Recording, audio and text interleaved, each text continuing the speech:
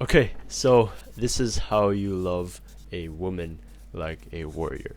So I hit puberty around lockdown, and I was simping.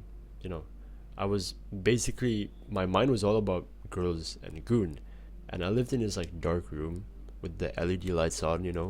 With those like TikTok LED lights on, and all my mind was like yeah, girls and goon, and I was simping all over like all these girls in Discord. It was like my school friends, but I didn't really like think about it. You know what I mean? But I wasn't really a playboy. You know, I was just like sitting all there, like gaming and stuff. I wasn't a playboy. It wasn't even love, right? It was just boredom. I was actually a lost boy. So three girls came. I was dating them, but suddenly they left too. It was like a toxic relationship. I was pretty immature and they were also immature. It was like the Discord days. Some of them I met, some of them not, but I remember all three of them was like best friends. But I didn't really like maybe I dated like two out of like three of them, but they left too. And then another one came like a couple of years after when I was like grade 9ish, 10ish, right? But she left as well. But that's the thing, right? Every time I thought I was like, maybe this one will fix me, you know. But it wasn't love. Like I was not finding for anything other than love. So three girls came. I was like dating them. A couple of them like left. I'm still sort of like friends with them right now, but we don't really talk anymore, right? Because I moved city and all those stuff. But all of them left. I basically dated like two out of three. I remember they were like best friends, but we don't mind about that. And then another one came to my life like maybe 2 years after, around when I was grade 10, and then she also left. But that's the thing. Like every time it happens, I always think like unconsciously, I think maybe this one will fix me. But deep down, I wasn't looking for love. I was looking for a mirror, something to tell me that I'm enough. But I thought loving a woman, it means like this like funny guy, alpha, the simp, all those stuff like that the internet said like worked, but it didn't really work, right? You try to pretend to be something so you can love your woman because you see in social media that how a guy loves a woman is like this, but when you do it yourself, it turns out that you feel more confused, more lost. A lot of things are breaking down. It's ruining the relationship when you're trying to be like someone else. Because I didn't know how to actually love a woman. I was just following, pretending to be this like other person like on the internet, right? But why is that? Exactly. It's because the one who is supposed to show me how to love a woman, which is my dad, which is your father, my father, he's gone. How your father loves your mother, he's gone now. And when he's gone, so did he left the blueprint. Now I don't have it anymore. We don't know what to do. So we're gonna be talking about her wound. So she might also have a father wound, like not only you, but not every, female or woman all over the world might have a father wound. They might have a mother wound, like the wound from her best friend, from her other exes or boyfriend or whatever. But if you notice, like perhaps like from her story, or if you know her like more personally, that let's say her father is passive in her life, or her father is absent, or her father actually passed away like our father did, then she might have a father wound. And it's not her fault, it's not her fault. That's why we want to learn about her when she has like the father wound, both ways, but because we have a father wound, she might also have a father wound. So we both want to learn together from that. It's not her father's fault as well, right? It's no one's fault. God basically, our creator basically created her story. He created our story that our father is gonna pass away. She might have grown up with a wound. Her father or any male authority or any like male figure might have inflicted this like pain or like absency, right? If absence is a word, passivity, and perhaps like violence or the male figure or her father neglected her, this is the father wound, right?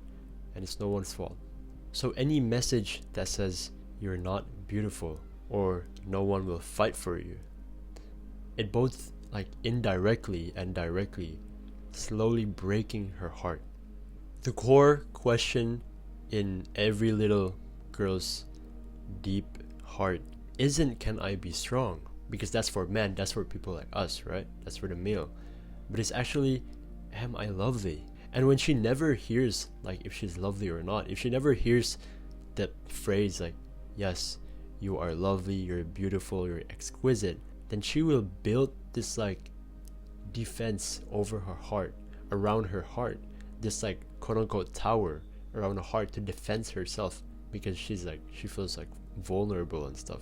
So if you're a Disney fan, right, there's a movie called Tangled, and then in Tangled, basically this princess called Rapunzel, she's basically trapped in this like tower, which I'm gonna connect it to the thing, where her mother is physically locking her away from the world, trapping her heart inside with no one to save her. Likewise, a wounded girl builds this like tower, this defense around her heart to shield herself from getting further hurt, further pain, right? Her mother, the witch, she uses the tower to basically lock her away, right? To basically decide her destiny, that she's not gonna go out and stuff. And this is what happened when a father inflicted a pain in the wounded girl. She will build a tower, a defense around her heart. Rapunzel's isolation, it leaves her lonely. She's yearning for someone to break down the tower from her and save her. So this is a quote from Wild at Heart, the book by John Eldredge, the one. It's pretty good. You have to read it. But this is a quote. A woman's wound leaves her longing for a man who will fight for her, crack her tower's walls, and call her lovely. The prince fought the dragon, the witch's wrath, to basically save Rapunzel. That's why the prince, she's playing the man, playing the warrior. He braves her defenses, right? Break down the tower, and he proves by protecting her, by guarding her, by cherishing her, because he's fighting for her. Once Rapunzel's free, she has all the joy she has in the world. It's all beauty, it's all relationship, it's beautiful. It's because the warrior man is consistently fighting her, affirming her, protecting her. The woman's wound is now healed. Now she can stand in her God-given beauty.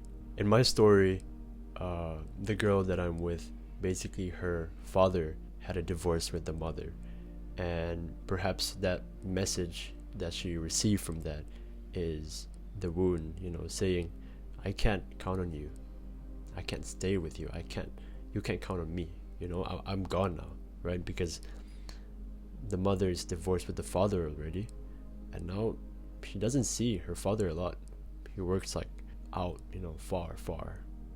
A little girl need her dad to prove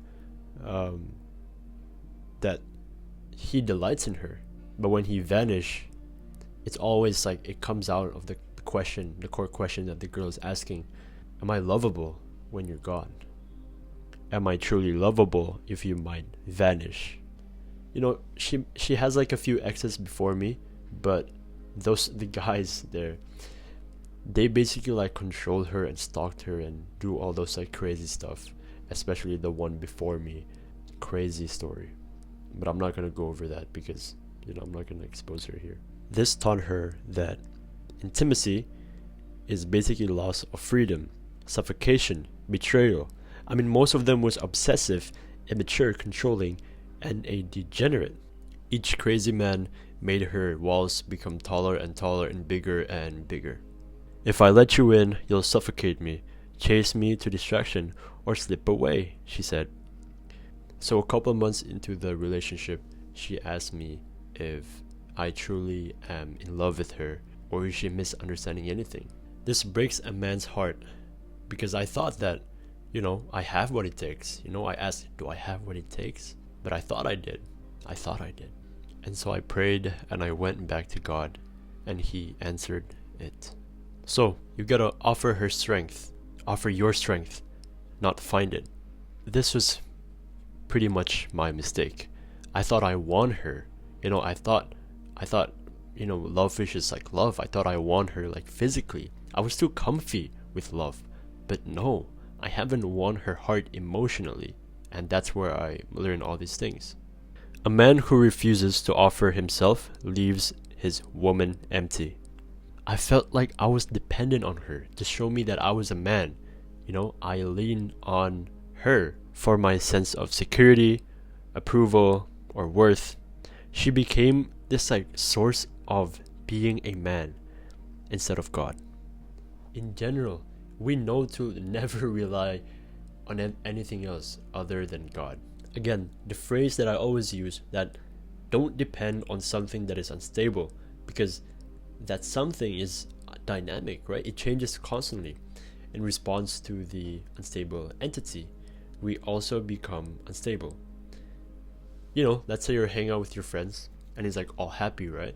And then she suddenly, or he suddenly becomes sad or something, even though if you don't show it, you will feel what? You will feel sad as well.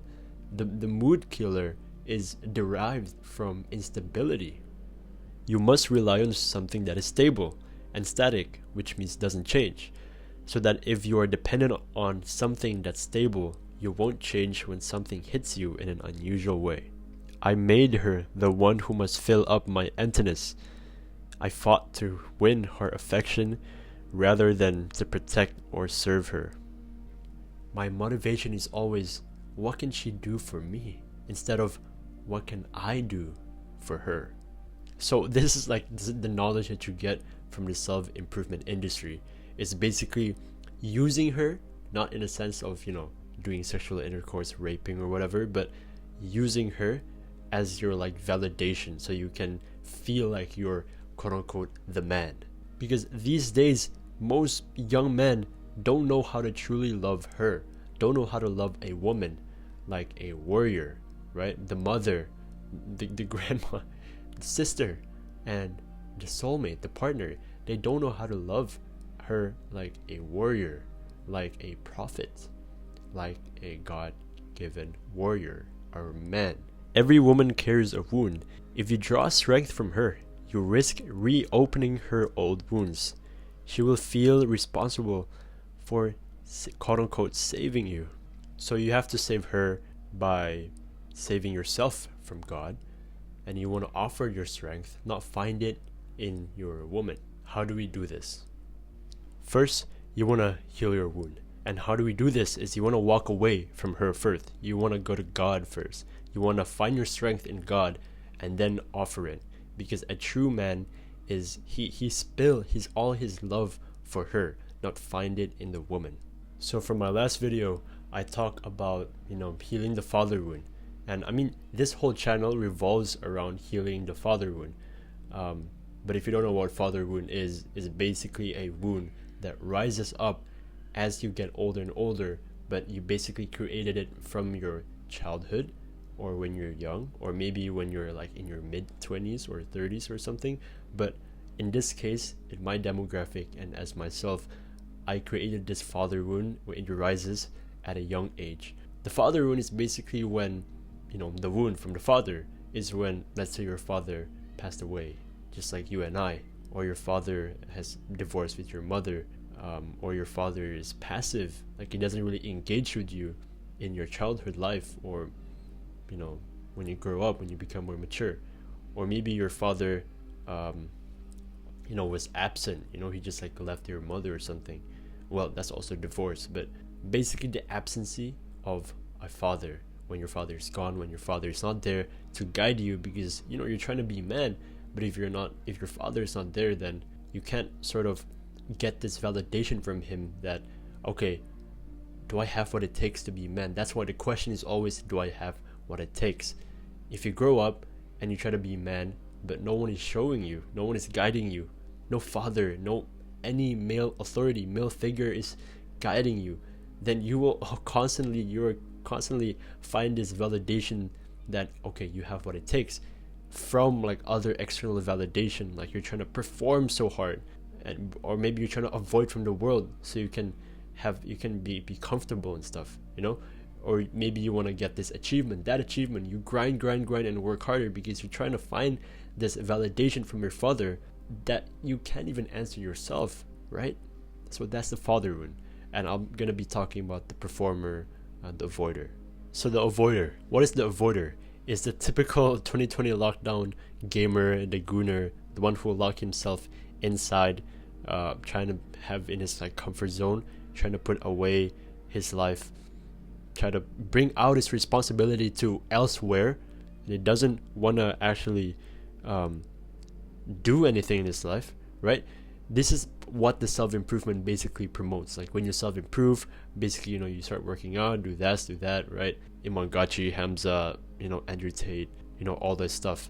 But I know you guys are not, or you yourself, you are not an avoider really, because I think that was more in the 2020 lockdown. I think right now, what is more significant is that you are a performer, right? Performer is the one who excels in every single part of their life, trying to work harder, trying to grind all the way, getting achievements, getting good grades, getting this, money from like your business or something, right? You're trying to work hard, so hard, because you're trying to get validation. You're trying to get approval. And again, it's not bad, right? Trying to perform, well, being an avoider is bad because you're just scrolling, you're gooning, you're gaming all day, right? In your dark room with the LED lights or whatever. That's like the geek, you don't want to be that. You don't want to be the avoider, but you also don't want to be the performer. That's why we want to signify the performer more. The performer is the one who excels in everything, want to achieve stuff. But again, you don't want this, right? You don't want to get approval from this. You can do this because, of course, you don't want to get stuck in a 9-to-5 job because it doesn't make your heart alive, right? You don't want to go to a useless college if you don't want to do college, or if you want to do college. But you would still want to keep your heart alive. You still want to do the work that you were meant to do. But it cannot come out of like you're trying to prove that you're a man through this work. You cannot get this external validation. You cannot approve yourself when you do that. You cannot say, if I don't do this, I'm not a man. That's very bad because you're not performing, you're not doing all this work that you like to do out of your actual heart, out of purpose, out of your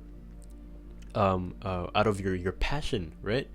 Or maybe it is your passion, but little do you know, it's actually from your wound. You're trying to get approval because your dad is not there to say like you're enough. You're doing this work. You have a good heart. You have a purpose and all that. Those like constant love, you don't get it anymore because your father is not there anymore. That's why you try to chase. You get what I mean, right? You try to chase other things. Like it's not even materialism, right? Maybe you are chasing materialism, like a car or whatever, a new iPhone or what. Maybe you are. That's even worse because you're trying to get approval from that. But just the point of performing. Don't do it out of the poser. Don't do it because you're gonna prove yourself to someone or impress someone or something. You want to do it out of your heart, out of whole, not with this confusion, not with this like inner turmoil that you have. You want to do it out of love. You want to do it out of because God has given you that identity. You want to offer that strength to the work, but not to prove yourself. You don't have to prove yourself because God already created you, designed you as a man to do this work. You don't want to prove yourself by doing the work. You don't want to get external validation.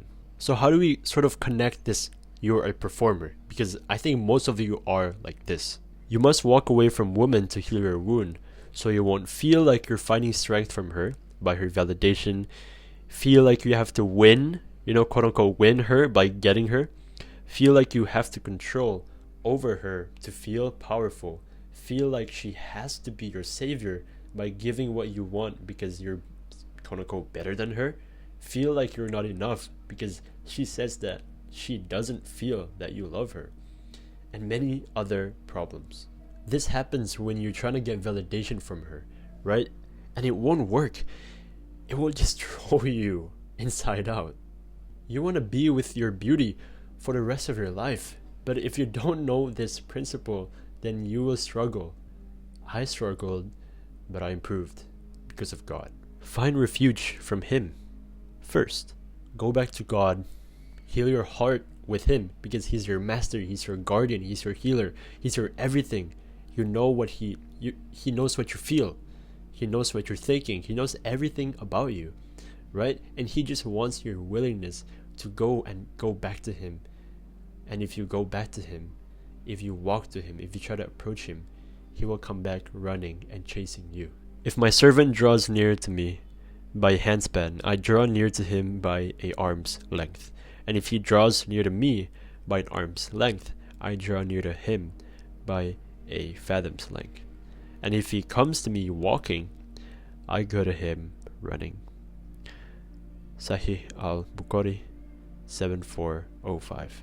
This is a Islamic verse, responds with even greater closeness and mercy of what a person turns towards Him, even with a small effort. You have your own Bible, or Quran, as well to research about this, but believing in God, God will believe in you even longer by helping you greatly. So this is you before you get strength from God. You need approval because you are insecure, asking yourself, do I have what it takes? You're easily triggered by emotions, easily overwhelmed by them. Chase external validation like girls, money, success, status. You feel alone, right? You feel alone because you don't have a deeper purpose than just performing or avoiding, because you need peace and guidance. You perform to feel like you're worthy, but deep down you're actually a lost boy. You just don't want to show it. This is after you get strength from God. You feel anchored to what you're made out of and designed for, because God is helping you and validating you. You give love freely because not to get something in return, but because you are quote-unquote full of it. You lead your friends and family not with the ego or fear, but with courage. You give love freely not to get something in return because you are full of it. You are full of love by God, so you want to give it back to the world, right? To your beauty, to everything around you. You affirm her, but you know you're not getting much back. You lead hard convos with her, being calm and, having clarity. You let her have space for her emotions, not being threatened by her mood swings. You don't chase for approvals and withdraw because you love her constantly, right?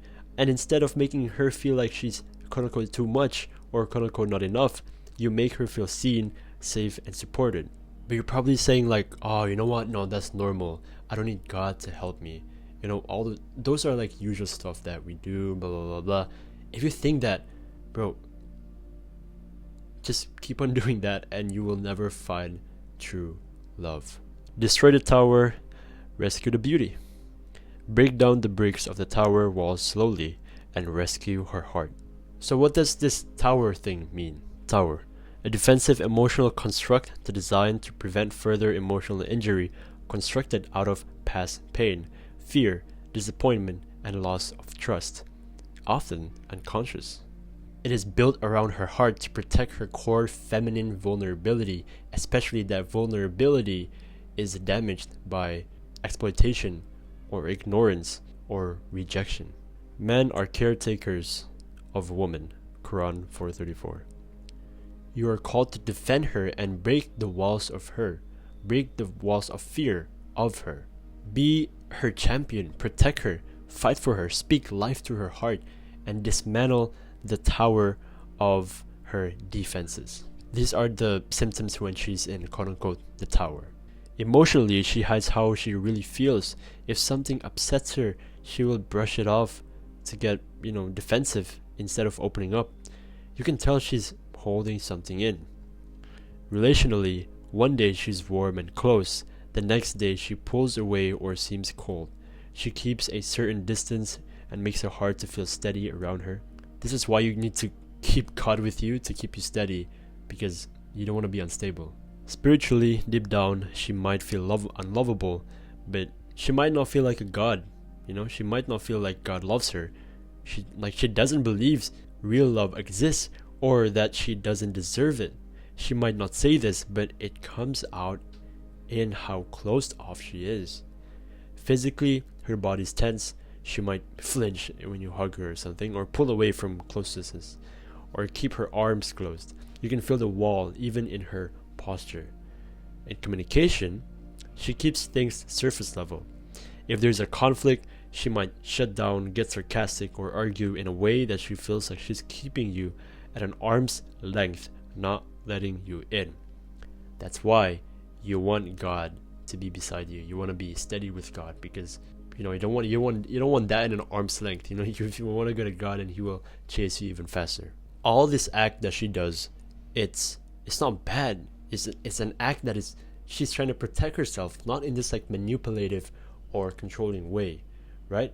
The responses of this are built from her traumatic past or her unmet longing for something else.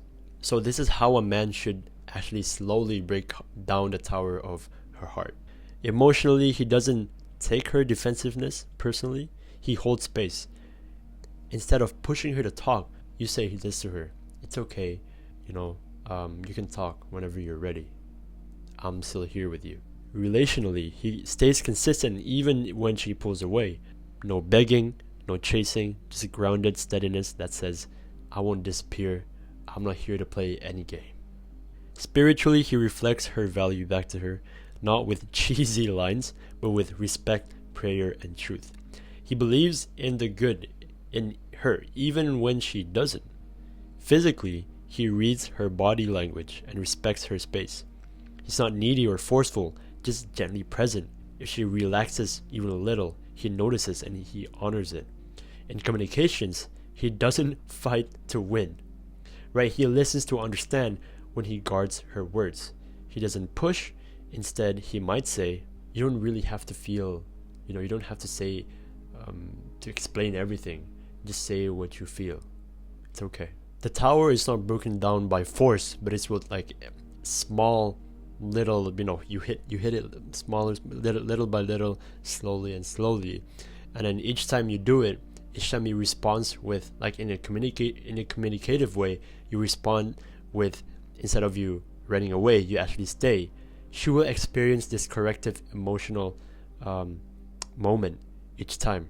And each time you do that, you will slowly break down her towers of defense. Over time, it's rewriting her story, her beliefs about love, about men, just about love in general, right? Especially about her own self. She needs our strength because her heart is meant to be pursued, not fixed. You want to invite her beauty out by walking in the path of God. Love her like you love your daughter. A man is a caretaker of a woman, protector, and a maintainer. You should love her tenderly, not like a child, but like selfless amount of gentle love and care for her. Don't treat your beauty like a one-on-one date, because bro, this is different, right? Again, all of this is similar, like I mentioned before. It's like a cascading effect. You prioritize her without expecting repayment through all aspects: safety, emotionally, physically, etc. You defend her honor before others, like a father shields his little girl from harm or slander. Pray for her well-being. Ask God to heal her wound, because 90% of the time, her core feminine heart is healed by God if she realizes it. You bring out the old childhood warmth, and you create space for her to express it, like joyful things, smiles. Speak life to her, man. And don't make decisions for her without her input. But from all of this, make sure you don't love her like a child, more like a daughter. You want to treat her like a daughter. Sorry, you want to not treat her like a child, but you want to love her like a child, like a daughter. And one most important thing in all relationship, and for the beauty, to fight the beauty, is, you might guess it, romance. Never stop dating, never stop complimenting, never stop sexually arousing, if like you're the wife. Never stop impressing her, never stop surprising her. This is all the romance that we sort of like express, because before this, when you guys were still trying to be together and stuff, before you actually marry her or be with her, you guys were, giving flowers, doing all this romance thing, fighting for her. But you gotta keep on going, until forever, until death. So I see my father fight for my mother every day back then. Express the love to her and stuff. But as soon as he returned to God, my mother lacked this like love, because back then my father would buy my mom gifts, ride her around the block, ride her in the high road with like the motorbike and stuff, and then I don't know, give her flowers and chocolates and stuff, even though they're decades in marriage, and they were also decades in a relationship beforehand. So my father was the one who was guiding me on how to love.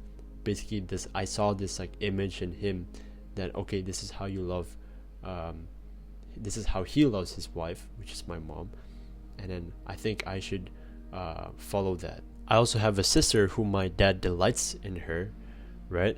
Now that he's gone, it's only up to myself and also my mother to give the love that my father cannot give, and basically heal her father wound ourselves. But for the sake of brevity, maybe if you can learn one thing from this specific lesson or topic, I'd say is to love her tenderly. Like I see it from my dad, love my sister and my mom. He gives like this daily gentle love to them. To define this, strength under control. The worshipping and using woman in the current era. She's not the mission, she's invited to your mission, to your journey in the healing of the wound, becoming a leader and a servant in this world, but she is not to chase for. Music in today's world destroys our view on woman. Songs like WAP, Slut Me Out, all those like TikTok, goes, we think that that's cool, we think that those songs are good, are cool, it's like vibey and all that. But this is actually destroying our perspective of women, especially those like rap style songs, those like songs. Well, I don't want to say songs from the hood, but the rappers, the rappers are manipulating, are controlling our brain to have this negative and provocative. Like also in the music video, they're using provocative appearances, outfits, especially the women, and it's like we're worshiping them, right? We change our perspective to be like this. Worship her body. We're obsessed with the curves, looks, and sex. There's guys giving money, time, and effort just for women. They are giving their soul for attention. We're obsessing over her, to getting back, needing her for us to feel whole. Songs by a woman glorify being used, as long as they're in control of it. Like, I'm the prize, so pay up. This is idolatry and use. Even the guys that is like, obsessed or simping over her, they're still quote unquote using her, but more into like emotionally, more into like when you simp and obsess, it's like their source of identity instead of getting that identity from God. There's two ways men can quote unquote use her. First is conquering her, using lust or power. This is what most rap songs promote to get as many girls as possible. She's a notch, not a person, and these men uses her to feel powerful. Number two, needing her to feel like a man, simping or obsessing. This is what the sad pop or simp culture, promote to put her on a pedestal, needing her love to make him feel worthy enough to do anything. They don't invite this man to fight the battle, walk with God, or rescue the beauty, right? It's all over the place. It's messy, It's not inviting you to do anything good. 440 hertz versus 432 hertz. Before I continue, right, I wanted to add this like additional takeaway. It's something to do with the musical frequency, because this frequency can also affect you on how you perceive women. Basically, the frequency from the music, the frequency that you hear, it can change the perspective of how you think. 440 hertz It is the music that most rap songs use these days, like the standard tuning, which was created around the 20th century during World War II. And these causes tension, stress, and all the negative things. 432 hertz is the music frequency that matches the mathematical patterns of the universe, like ancient, instruments. Like when you listen to this like instrumental music or this rain sounds on YouTube, that's like 432 hertz, the ancient instruments that will give you peace, stability, and steadiness. The lesson is about soul nutrition. It's like when you eat junk food, then of course you will become unhealthy, right? When you input something bad, something junk to you, and your response to that is something unhealthy, you will be fat, you will be obese, you will become unhealthy. Basically, your health status will drop significantly. And you apply this same analogy to listening something, right? When you listen to something that is bad, in response you will express bad things, but we are unconscious of this, right? Because we think that those songs are just cool, but inside is destroying us. So to sum it up, this is the summary. Understand her wound, offer your strength by healing your own wound, not find it from her. Destroy the tower's walls and rescue her. Love her like you love your daughter. Don't manufacture your identity from her or from today's environment, like psychologically brainwashing music. Instead, understand your God-given identity. Bye-bye.